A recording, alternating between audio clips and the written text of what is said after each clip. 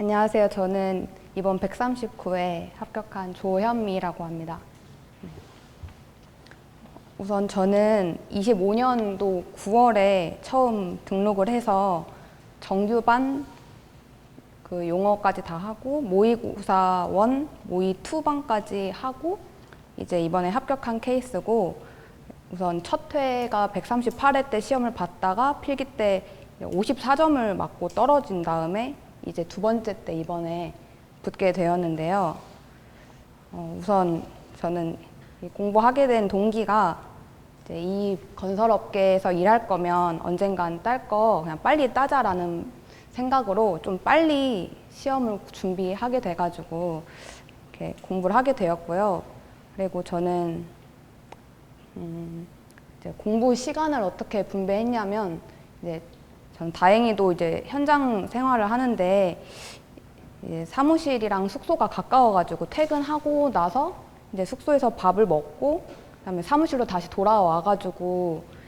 이제 오후 8시부터 새벽 1시까지 좀 공부를 매일매일 했고요. 저는 주말에 막 10시간, 딴 분들 뭐 12시간 이렇게 공부하셨다고 하는데 저는 한 자리에 그렇게 오래 있는 걸 못해서 그냥 매일매일 하루도 빠짐없이 그냥 꾸준히 1시간, 2시간이라도 하자라는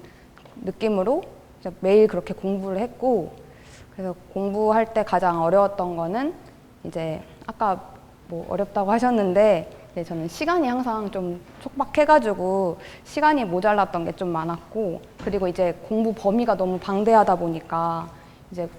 학원에서 알려준 거는 이제 공부량이 많고 이렇게 공부해라고 방향성을 알려주시는데도 불구하고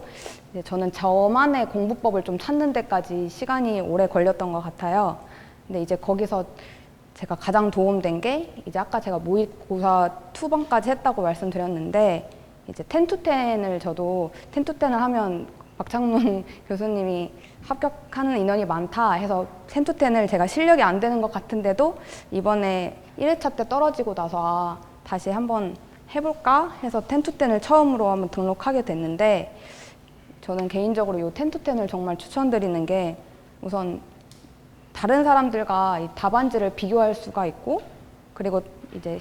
실제 합격하신 분의 그런 첨삭을 1대1로 받을 수 있다 보니까 이제 내가 하고 있는 방향이 맞는지 그런 거에 대해서도 첨삭을 해주셔가지고, 그때 사실 10to10 할 때가 시험이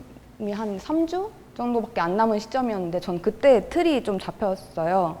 그래가지고 10to10이 조금 많이 도움이 됐던 것 같고, 두 번째로는 이제 전 장판지가 좀 중요하다고 생각하는데, 장판지를 이제 달달 외우게 초반부터 시키잖아요.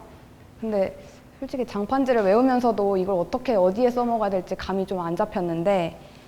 이제 모의 2반까지 저는 하다 보니까 요 문제에 어떻게 요 장판지의 내용을 대입해야 될지가 좀 점차 잡혀가는 것 같아서 저는 장판지는 무조건 외우고 시험을 봐야 되는 것 같아요. 그래서 실제로 시험 요번에 봤을 때도 문제에 뭔지 잘 모르겠다 싶으면, 예를 들어서 뭐 기성말뚝이다 하면 장판지에서 그냥 기성말뚝에 있는 그 장판지 내용을 그대로 적어가지고 그거를 어떻게 해서든 대입해가지고 푸는 방식으로 저는 틀을 잡았거든요. 그래서 점수가 꽤 높게 나왔어요. 확실하지 않은 문제임에도 불구하고 그런 식으로 문제를 풀다 보니까 어느 정도 이제 답안을 구성을 갖춰 나갈 수 있었고, 그리고 저는 이제 세 번째로는 좀 추천드리는 게, 이제 시험 보기 일주일 전에 실전 모의고사가 있어요. 근데 저는 1회차 때 138회차 때 저는 이제 실전 모의고사를 한번 봐보자 해서 봤다가 이제 좀 내가 시간이 많이 모자르구나, 뭐가 모자르구나를 좀 많이 혼자 느꼈던 것 같고, 그러고 나서 이제 138회 시험을 봤는데 그때 실전 모의고사에서 찝어주셨던 문제들이 너무 많이 나온 거예요. 근데 제가 그 138일 그 모의고사를 여기서 실전 모의고사를 하고 오답 노트를 좀 제대로 안 했더니 제대로 답을 작성 못해서 다음 회차 때 시험 볼 때는 실전 모의고사를 꼭 하고 오답 노트를 해보자 해서 이번에도 실전 모의고사랑 10to10 해서 거기서 내가 모자르다고 생각하는 그 부분에 대해서 시험 보기 전까지 뭐 새로운 뭐 용어라던가 새로운 서술 유형을 공부하기보다는 이제 그 오답 노트를 계속 했던 것 같아요. 그래서 한 달 정도 남았을 시점에는 이제 새로운 유형보다는 이제 기출 문제, 이 10to10이나 실전 모의고사 때 뽑아준 문제들을 많이 활용하는 게 좋았던 것 같고, 그리고 이번에 이제 시험 답안 작성할 때 공통 아이템 같은 경우는 이제 사실 공통 아이템도 너무너무 많은데, 이제 저희가 용어 공부를 하다 보면 이제 용어 도해를 많이 쓰게 되잖아요. 근데 그 용어 때 배웠던 그런 도해들을 이제 서술 때 똑같이 저는 그냥 가져와가지고 그 용어에 맞는 그 그래프 같은 것도 사용하고, 그리고 뭐 오징어 도해도 많이 하시고 뭐 새로운 뭐 아이템들도 많이 하시는데, 저는 개인적으로 이제 반복적으로 쓸 수 있는 아이템에 있어서 개인 수첩을 만들어가지고 거기에 이제 다 적어놨거든요. 그래서 실제 시험장에 가가지고 그 공통 아이템을 보면서 다른 막 공부보다는 그 공통 아이템을 계속 공부했던 것 같아요. 그래서 그 공통 아이템을 끝까지 외워서 실제 시험에서도 사용하고, 뭐 특히 이런 뭐 공종 간섭 같은 거 있잖아요. 공종끼리 뭐 간섭하면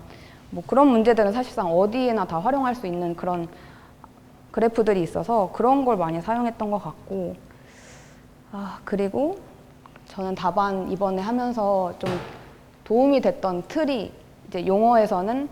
처음에 정의를 3줄, 그리고 도해는 4줄, 이거는 꼭 잡고 가자라고 해야지, 안 그러면 이제 좀 틀이 흔들리는 것 같아서 용어는 그렇게 잡았고, 서술형 같은 경우도 이제 처음에 개요는 6줄, 그리고 도해는 5줄, 뭐 이런 식으로 저만의 그냥 그 틀을 잡아서, 이게 또 뭐 옳다라는 건 아닌데 그런 식으로 저만의 그냥 틀을 잡아서 해야지 전 좀 채울 수 있었던 것 같아서 뭐 그런 식으로 했던 것 같습니다. 그리고 전 개인적으로 조금 더 도움이 될 만한 얘기는 없지만, 그 모의 1이든 모의 2 때든 저희가 이제 그 수업 때마다 시험을 보잖아요. 그때 했던 기출 문제는 꼭 다 숙지를 하고 외우셔야지 이제 나중에 활용할 수도 있고, 사실 그 문제들이 사실 10to10과 실전 모의고사에 다 나오는 문제들이거든요. 그게 저는 가장 이번 시험에 있어서 도움이 됐던 것 같습니다. 네, 혹시 궁금하신 점 있으실까요? 네, 수고하셨습니다.